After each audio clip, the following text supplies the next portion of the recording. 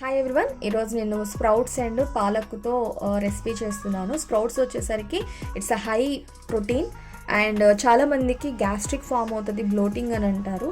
But ఎప్పుడైతే ఇలా మొలకలు కంప్లీట్గా వస్తాయో, సో మొలకలు వచ్చినాయి అని అంటే మాత్రం గ్యాస్ట్రిక్ అంత అనిపించదు. మొలకలు రాకుండా తీసుకుంటే డెఫినెట్లీ చాలామందికి బ్లోటింగ్ అనిపిస్తుంది.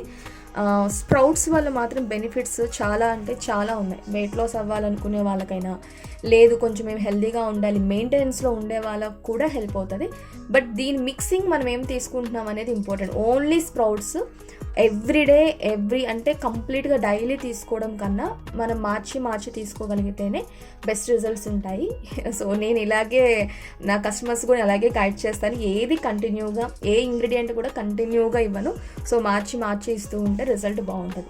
సో ఇంకా నేను మీకు రెసిపీ చూపిస్తాను.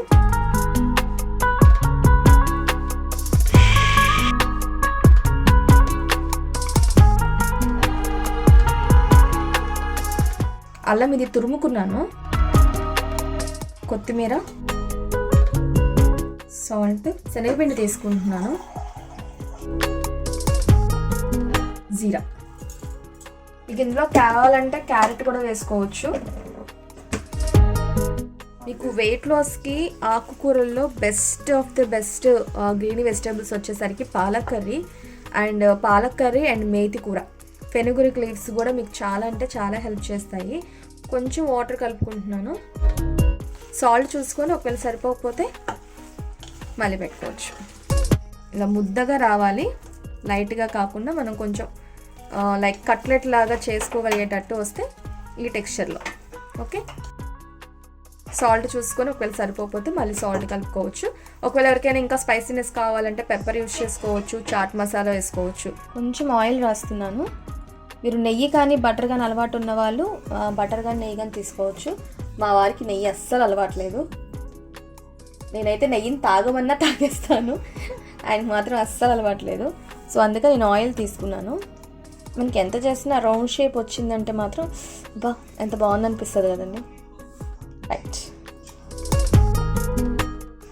పెనం మీద కూడా కొంచెం ఆయిల్ వేసుకోండి. ఆల్రెడీ కవర్ మీద కూడా ఆయిల్ వేసాము, పెనం మీద కూడా ఆయిల్ వేసుకొని ఈ కవర్ని ఇలా పెట్టేసేయండి. చాలా స్లోగా తీయండి.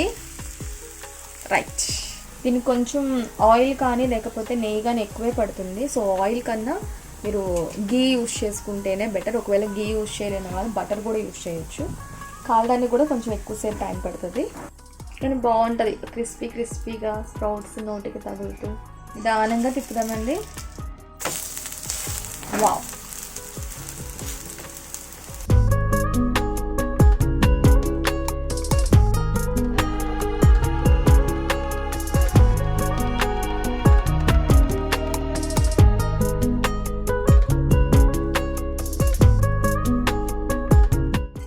సర్వ్ చేసుకుందాం.